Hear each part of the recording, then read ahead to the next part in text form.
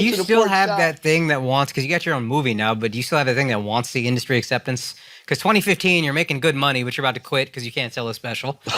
I was eating dinner with your managers, and they were telling me you were doing a sitcom. And I was like, why? It's so much work. You're probably making so much more money doing the thing you truly love with no suits telling you what notes are. Is it this thing you still need? It's the thing of what I said earlier. It's like, it's making my mom proud. Is she not already? No, it's like Asian it's moms like are hard. No, but it's just like He knows. no, but what I'm trying to get at, man, is like it's hard to explain to people.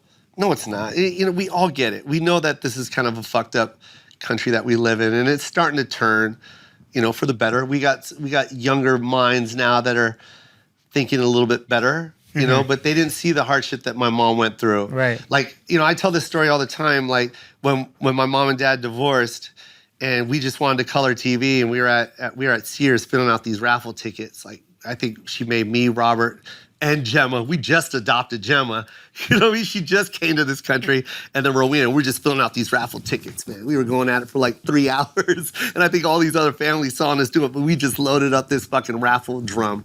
And we had about 1,000 raffle tickets in it. We just wanted that TV, and we fucking won it.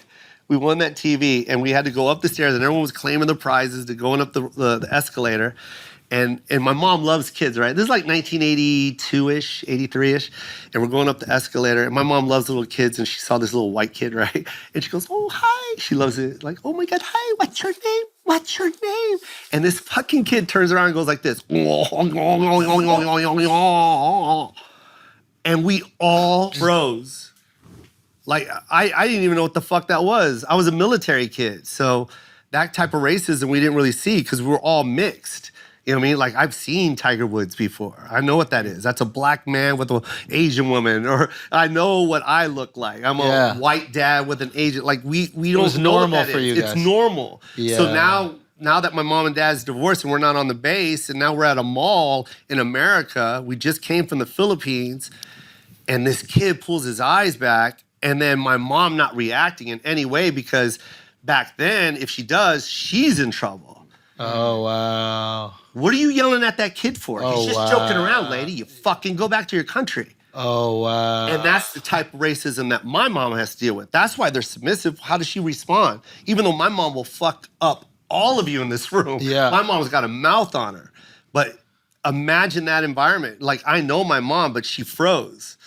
And then we all froze. And I was just like, yo. And I remember, I think I was like 11 or whatever, 12. And I was just like, the fuck was that? Yeah. And my mom was like, no, don't worry. He's just being funny, Joseph. He's being funny. Don't worry. Like that. So when you see that shit, that's why you do the TV show. You get emotional thinking about it. Because maybe that's your way of making some change. And then somebody else's mom doesn't have to go through that same thing. There you go. So when they say, are you going to do that accent again? Motherfucker, I'm going to do 53 years of that accent. You should. So there. Wow, we got all emotional shit. That's beautiful, man. You know. But that's what that is. So when you hear shit like that, you're just like, God damn, like shut the fuck up. Well, what There's people that live in this country that aren't heard. Yeah. And it's important. I want to see Hassan Minaj's dad. Yeah. I love Hassan. I can't praise the guy enough. I love him. Yeah. But I also want to see his dad's story. Yeah, yeah. And we need that opportunity. We need to hear that accent. I want to hear every fucking accent because every accent lives here. Akash said something to me that I thought was great, and he was talking about when people make fun of like his mom's accent or his dad's accent. Mm-hmm. And you said, you could phrase it better, but you were like, I love their accent. I think their accent's beautiful. Yeah. Like, not an insult to me. Mm-hmm. Like, if you ask me to do an accent for an audition, I'm not offended. I'm only offended if the joke is the accent. Exactly. That's what I fucking if you're just said a in funny the movie. person with an accent. That's what I said in the movie. Yeah. The joke's not an accent. The joke's not the accent. Yeah, yeah. The only time the joke is the accent is when the person that's doing the joke isn't the accents. yeah. Then it's a joke. Or if the joke I is do this one joke on my one special, and I'm just like the differences between Asian people. If you listen to the joke, I break it down so good. Yeah. oh, that's a Only- great fucking bit. Yeah. Only That's a like great listen fucking to the bit. fucking bit. That's why if you try and see this cancel culture try and cancel me, Yeah. you'll see it. You'll look at the comments. They got my back. Yeah. Because I do it the right way. Only if they have an accent. Yeah. And I think there's a little self-loathing in that, oh, an accent is offensive.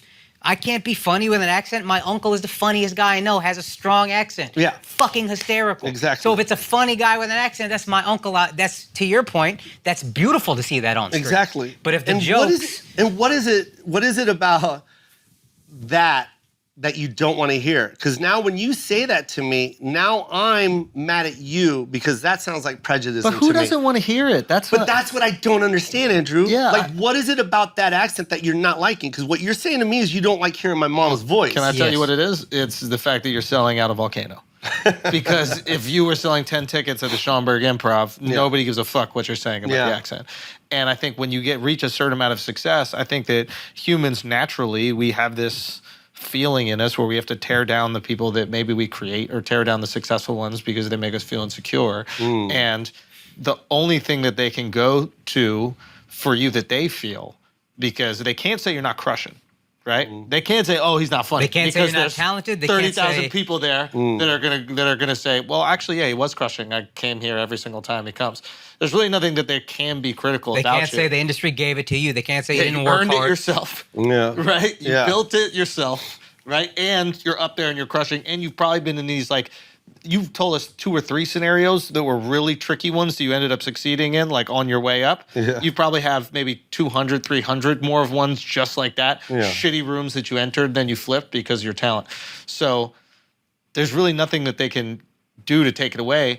And what breaks my heart a little bit is it feels like you're a bit insecure about it. It's like, this is something that is your life, is something that is hilarious to you, is something that you find funny, and these people also find funny and love hearing. Like, who gives a flying fuck what 3 people say when 40,000 are coming out to the volcano? Yeah. Like, Is it don't maybe- even put. Sorry to interrupt, but like, don't even put that out there. Don't even give them any But credibility. does it maybe Yeah. hurt more because it is such a vulnerable thing? Like your mom, it seems like you look at her the way I look at my mom, which just is the most beautiful, wonderful person. And I feel like I'm paying homage almost. Yeah. And then when you're shitting on that, it's like you're attacking this Yeah. character that is the actual person I love more than anyone. Yeah. And that I That's get exactly how I very protective feel. about that. Yeah. Yeah, that's exactly how I feel. Yeah. Yeah. I 100% And they don't understand understand that, you know? It's like, I just don't get it. But- you know, Pat Morita didn't have an accent. that. Yeah. You know? I did not know Pat that. Morita didn't have an I accent. did not know that. But he's going to go down in history as Mr. Miyagi. yeah. And because that's the Hollywood he lived in. He's going to Yeah. go down as Al from Happy Days. But no one's going to talk about his legacy about being a Comedy Store comic and running with Richard Pryor and I did not know Robin that. Williams. We're only going to remember him as Wax On, Wax Off. Yeah. And that's the kind of racist shit that we live in. Right. So that's why. right. That's why we got to do shit like this. So do you feel compelled as you go to like this part of your career? Do you feel compelled like to leave? A lot of people talk about legacy, but it seems like your legacy is a little bit more selfless, meaning like you kind of want to see change kind of happen Yes. through your effect. That's exactly it. That's why my third special was in the Philippines. I just wanted everyone to be Filipino. I was just like, I knew how hard it was for me to get on. Yeah. And now that I have the door open, well then fuck it. I didn't make any money on In His Elements. I sacrificed all my money for that. I fucking all that love went into that. production. I fucking love that. I was supposed to shoot a third special in Jacksonville. I didn't tell anybody that. I went to the Philippines. I got that little girl. That little girl lives in the Philippines. She's a rapper. After my show, she got signed by Def Jam. Like that's the kind of shit. That's what I want to do. I want to be able to like shine the light. Question. Ronnie, you know, that you know, I've known him since he was 17. It's He's like so good. the first thing I said to myself is like, we're going to the Philippines, bro. I got a show. He was the first person I called when I left Netflix. We're going to the Philippines. All those B-boys lived in the Philippines. They're all homeless kids. Wow. We gave them a shot. So that's what you want to do with your success now. Yeah, I want to. You get the door open, you keep it open. I love that. Yeah, it's fire, man. Do you think your work will ever be done? No, nah, not until everybody jumps in. what would make you go, maybe not I did enough, but what would make you look back and go, that was pretty cool? I don't know, man. I Filipino Batman or something? Batman. Batman? Filipino Batman. And I want you to be Filipino Robin. We just have two of the coolest, whitest moms. No, what would make you go like, not my work is done, because the work is never done, but what would make you sit back and go, wow, I'm really proud of the mark that I left on entertainment and how it's different now than when I was coming up and I wasn't given these opportunities? Oh, man, I don't know, man. Question. It's a great question. You know, that's why everyone asked me, why am I doing that show? It was like, well, this is why I'm doing this show. Yeah. You know what I mean? Everyone's like, well, why'd you do that movie? It's like, well, man, this is, we have to. I think it's important to say this, like, for a guy that like you that's touring, and other guys are in the same ballpark, you know, the Cavs, like a Cat Williams, even Fluffy, like, to do a TV show or to do a film is to lose money. Yeah, that's 100. Oh, man, I'm so happy you said that. I know, and it's hard because I don't want you to say it, because then it seems like you're like, look what I'm giving. But what people don't realize is there's so much money to be made on the road that to do a movie for 2 months, you're no losing money. so much money. Yes. Like, and to do a TV What show. about a TV show? So No money, bro. that, and because a lot of people go, oh, my dream is to be an actor. My dream is to have a TV show. My dream is to have a movie. So they look at you doing that, and then they go, well, why would you do it? Whatever, like that. You're willing to lose potentially millions of dollars. I don't want to count your pockets here, but millions of dollars to create some change or a platform for other Filipinos. I wanted to have a I think that's hospital pretty with cool. Filipino nurses in it. I think that's pretty fucking fire, That's amazing. man. And that was a scene in that TV show. That was the opening scene to actually see a hospital. And you know, As it should be. That had everything. It had Latinos in it, black people South in it, Indians, South white. Indian it had nurses. everybody in it. It looked Jamaican, like a fucking Jamaican hospital. nurses too?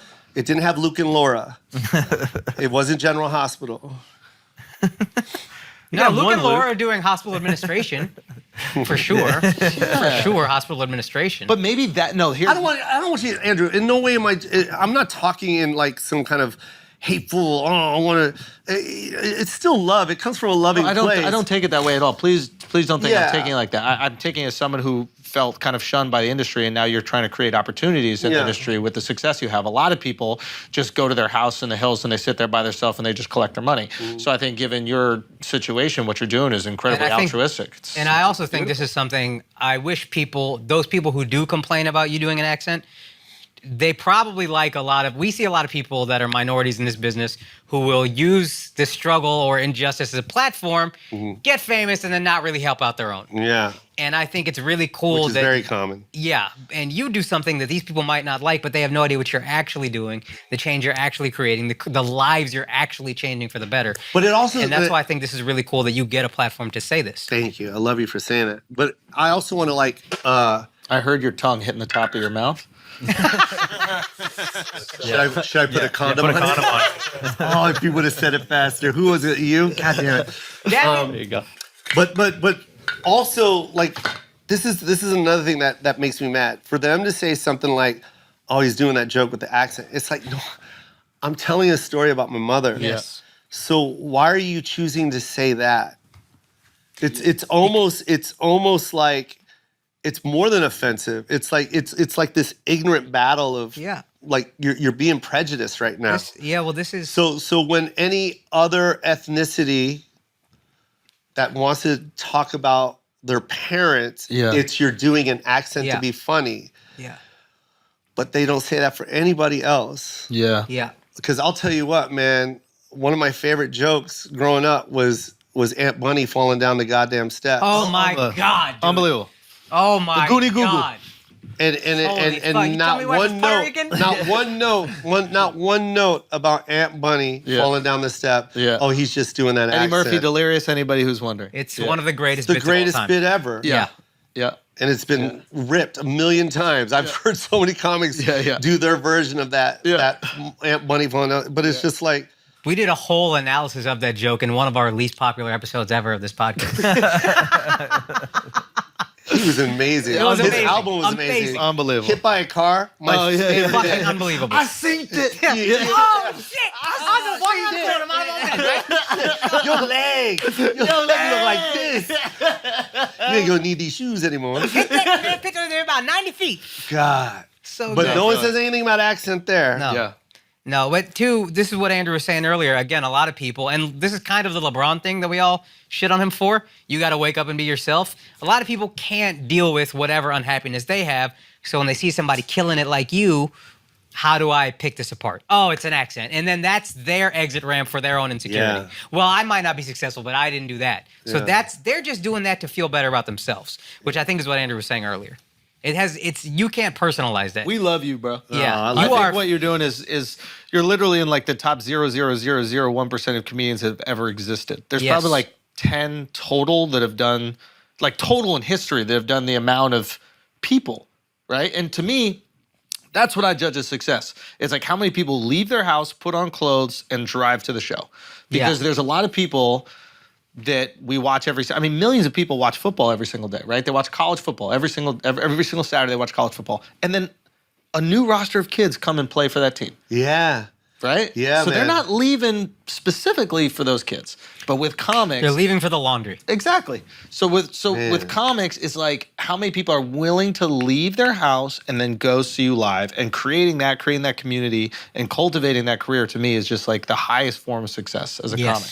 So I know that you have this other thing that you want to care about, Filipinos or whatever the fuck. But like, You for mean me, that we care about. But for me, comic to comic, when I look at what you've done, I think you've reached the pinnacle. I think you've reached the mountaintop. And to I mean Filipinos. that sincerely. I love you. I mean, I love you too, but I'm like, please, if there is a moment where you can reflect on what you've done, like, I know I got this advice, I think, I forget who told it to me, but a bunch of people told me during my wedding, they're like, just look at the people that are there for you. Yeah. Like, just take a moment and look at everybody who's there, because it's easy to get lost in that moment with just you and your wife. And my wife and I, we looked at all the people who are there, and I think that, maybe every once in a while you need to reflect, like, I'm in a volcano, 40,000 people got here. Yeah. Like, this is really good too, you Yeah. know? And even racially, and the change you want to make, and this is another reason I compare you to Russell. When I saw Russell, I knew what he did for me when I started doing comedy. I knew that when I did comedy, you've seen Russell, so this isn't fucking weird to you anymore. Yeah. And this is from someone who wanted to do comedy. If I didn't do comedy and didn't want to, which is so many people out there, they look at you and they think, yo, one of us made it and did exactly what you set out to do. He normalized us to so many millions of people. Yeah. I got chills saying that. Like, that's so fucking mind-boggling. I don't find And him to be normal to this day. I hope At all. And I find you to be very weird. Yeah. I hope that's he's self-loathing. All 2 billion He's of you? self-loathing Filipino. You can't. This is the guy that's mad at your Yeah. accent. This Yeah. is the guy that's mad at your accent. But you should sit Because back my and, mom left me. And I didn't have one. But you should sit back and think. You did exactly what the fuck you set out to do. Yeah. No, Just because you